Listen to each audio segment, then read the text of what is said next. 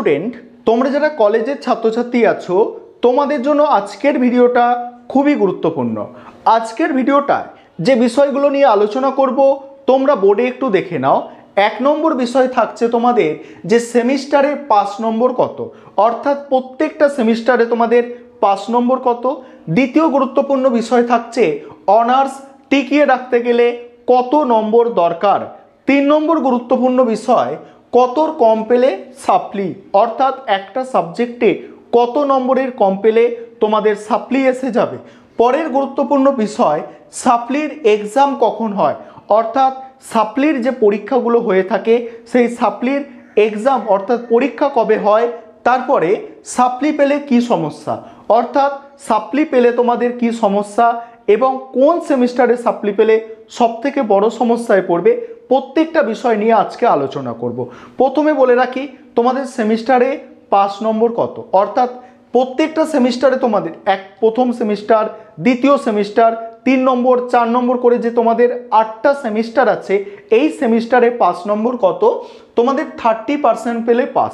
Theory পেপারে আলাদাভাবে 30% পেতে হবে, টিউটোরিয়ালে আলাদাভাবে 30% পেতে হবে। তোমাদের প্রথম সেমিস্টারে কিছু কিছু সাবজেক্ট আছে 50 নম্বরের পরীক্ষা, 50 নম্বরের মধ্যে 5 নম্বর কত 15 পেতে হবে। এবং তোমাদের কিছু সাবজেক্ট আছে 75 নম্বরের পরীক্ষা, এই 75 নম্বরের মধ্যে কত পেতে হবে, 75 নম্বরের মধ্যে তোমাদের 23 নম্বর পেতে হবে পাস করার জন্য। এবং তোমরা যারা 3rd semester, 5th semester, 6th semester, 4th semester ছাত্রছাত্রী আছো, তোমাদের কিছু সাবজেক্ট আছে 65 নম্বরের পরীক্ষা, তোমাদের কত নম্বর পেতে হবে, 20 পেতে হবে পাস করার জন্য। এবং কিছু সাবজেক্ট আছে 80 নম্বরের পরীক্ষা, সেক্ষেত্রে তোমাদের পেতে হবে কত, 24 নম্বর পেতে হবে পাস করার জন্য। তাহলে আশা করি বিষয়টা বোঝাতে পারলাম যে লিখিত পরীক্ষায় তোমাদের 5 নম্বরগুলো বলে দিলাম যে কত পেলে পাস। এইভাবে তোমরা তোমাদের যে টিউটোরিয়াল অর্থাৎ ইন্টারনাল, সেখানেও তোমাদের 30% পেতে হবে। 30% মানে কি, 10-এর মধ্যে তোমাকে 3 নম্বর পেতে হবে। এইভাবে তোমরা ক্যালকুলেশন করবে, 10-এর মধ্যে 3 হলে 20-এর মধ্যে 6, এইভাবে 50-এর মধ্যে 15, এইভাবে ক্যালকুলেশন করতে হয়। এবারে অনার্স টিকিয়ে রাখতে গেলে কত নম্বর দরকার। দেখো, অনার্স টিকিয়ে রাখতে গেলে তোমাকে মিনিমাম 40% নম্বর পেতে হবে অনার্স টিকিয়ে রাখতে গেলে। অর্থাৎ তোমাদের অনার্সের যে কটা পেপার আছে প্রত্যেকটা পেপারের যোগফল, অর্থাৎ তোমাকে শেষে, অর্থাৎ তোমার একদম শেষ সেমিস্টারে গিয়ে অনার্সের যত পেপার আছে এই প্রত্যেকটা পেপারে যোগ করে তোমার 40% যদি থাকে তাহলে তুমি অনার্সের সার্টিফিকেট পাবে। বা তোমার 30%, 31% বা 40%-এর কম যদি খুব থাকে সেক্ষেত্রে তোমার অনার্সের পেপার পড়াশোনা করেও কিন্তু অনার্সের সার্টিফিকেট পাবে না। এই জিনিসটা তোমাদের মাথায় রাখতে হবে, কারণ কলেজে ক্যালকুলেশন যেটা সেটা আলাদাভাবে করা হয়।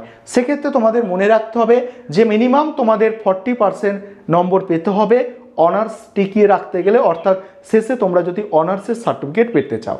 আর তোমরা যারা নতুন প্রথম সেমিস্টারের ছাত্রছাত্রী আছো, সিসিএফ সিলেবাস অনুযায়ী তোমাদের ক্ষেত্রে 75% পেলে তোমাদের একটা বিশেষ সুবিধা আছে। তোমরা জানো বিশেষ সুবিধাটা কি, তোমরা রিসার্চ পেপার পেতে পারবে, অর্থাৎ তোমরা 7 সেমিস্টার এবং 8 সেমিস্টারে তোমরা রিসার্চ পেপার করার সুযোগ পাবে।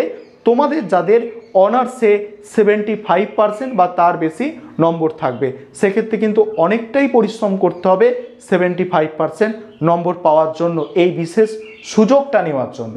তারপরে কতর কম পেলে সাপ্লি, একদম সম্পূর্ণ সাধারণ ভাষায় যেটা 5 নম্বরের থেকে কম নম্বর পেলে তোমার সাপ্লি এসে যাবে। সেটা এক বা একাধিক সাবজেক্টে তোমার 5 নম্বর অর্থাৎ 30%-এর কম এলে সাপ্লি এসে যাবে। সেটা কি করতে হবে, পরে পরীক্ষা দিতে হবে। কলেজে যেটা ফেল বলে কিছু হয় না, সাপ্লিমেন্টারি হয়। অর্থাৎ তুমি প্রথম সেমিস্টারে পড়াশোনা করছো, তোমার 7টা সাবজেক্ট আছে, তোমার ধরো 2টো সাবজেক্টে পাস করেছো বা একটা সাবজেক্টে পাস করেছো, তুমি সেকেন্ড সেমিস্টারে চলে যেতে পারবে, অর্থাৎ 2 নম্বর সেমিস্টারে চলে যেতে পারবে। তবে তোমাকে কিন্তু আগে যে সাপ্লিগুলো আছে, যে সাবজেক্টে 5 নম্বরের থেকে কম নম্বর আছে ফেল আছে সেগুলোকে পরবর্তীকালে পাস করতে হবে। কখন পরীক্ষা দিতে পারবে সেটা নিয়ে আলোচনা করব। অর্থাৎ সাপ্লির এক্সাম কখন দেওয়া যায়। দেখো কলেজের যে টোটাল সেমিস্টার, সেই সেমিস্টার এখন কটা হয়েছে, 8টা হয়েছে। এই সেমিস্টারগুলোকে অড সেমিস্টার এবং ইভেন সেমিস্টারে ভাগ করা হয়। অড নাম্বার মানে কি, 1, 3, 5 এবং 7, এইগুলো হচ্ছে অড সেমিস্টার।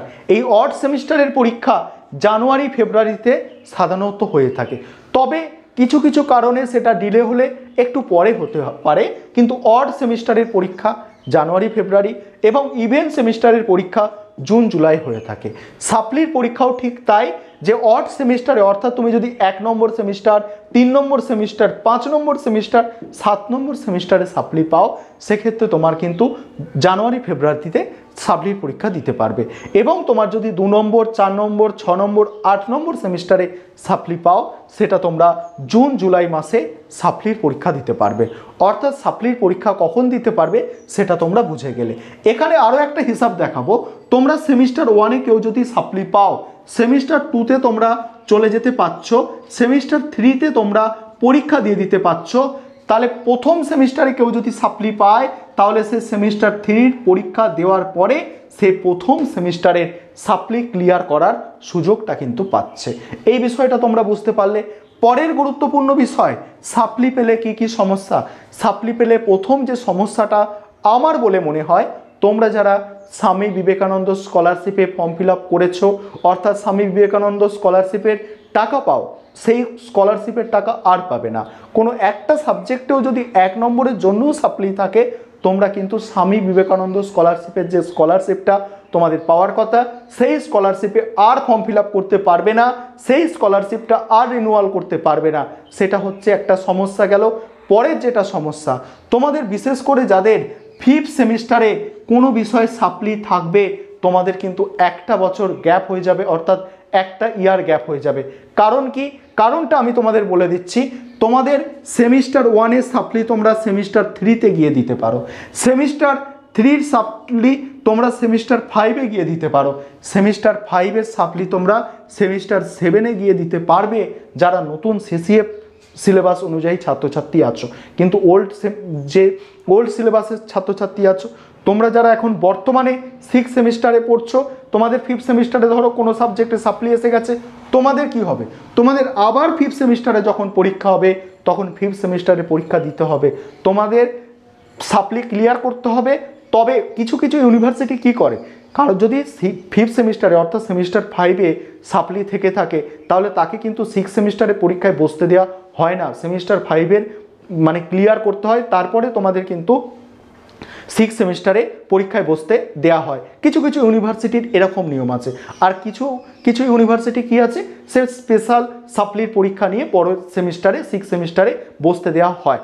তবে এক্ষেত্রে যে সমস্যাটা আমার বলে মনে হচ্ছে, যে সমস্যাটা তোমাদের হবে, যদি তোমাদের 5th সেমিস্টারে কারো সাপ্লি থাকে, তোমরা পরবর্তীকালে মাস্টার্সে অ্যাডমিশন যারা নিতে চাইছো, তোমাদের কিন্তু সমস্যা হবে। কারণ কি, তোমাদের আবার 5th সেমিস্টার যখন হবে, তখন তোমরা পরীক্ষা দেওয়ার সুযোগ পাচ্ছ। তার আগে তোমাদের ইভেন্ট সেমিস্টারের আগে, দেখো অড সেমিস্টারের আগে ইভেন্ট সেমিস্টারের পরীক্ষা হয়ে যাচ্ছে, সেক্ষেত্রে 6 সেমিস্টারের পরীক্ষা হয়ে যাবে। তোমার সাপ্লি যদি ব্যাকলগ থেকে থাকে, সেই ব্যাকলগটা পরে ক্লিয়ার করার সুযোগ পাবে, সেক্ষেত্রে তোমার মাস্টার্সে অ্যাডমিশনের ক্ষেত্রে বিশেষ কিন্তু সমস্যা হতে পারে। তাই সাপ্লি যে জিনিসটা, এই সাপ্লি থেকে বাঁচার চেষ্টা করো। মিনিমাম একটা আমার সাবজেক্টে কম নম্বর পেয়েও যাতে পাস করে যায়, সেই চিন্তাভাবনাটা আমাদের রাখতে হবে, যাতে সাপ্লি যাতে না এসে যায়। আর যদি সাপ্লি এসেই যায়, সেটাকে ক্লিয়ার করার, সেটাকে ধরো আমি প্রথম সেমিস্টারে সাপ্লি পেয়েছি, আমি 3rd সেমিস্টারে ক্লিয়ার করলাম না, আমি চিন্তাভাবনায় আছি 5th সেমিস্টারে গিয়ে ক্লিয়ার করব। মাঝখানে যদি সাপ্লি এসে যায় আরও সাবজেক্টে, তখন কি করবে? তাই সাপ্লি যাতে না আসে সেটা চেষ্টা করো। আর যদি এসেও যায়, কিভাবে সেটাকে তাড়াতাড়ি ক্লিয়ার করবে, সেই বিষয়টাকে কিন্তু খেয়াল রাখতে হবে। আজকের ভিডিওটা নিজেদের বন্ধুবান্ধবদের মধ্যে শেয়ার করে তাদেরও বিষয়বস্তুগুলো জানার সুযোগ করে দাও।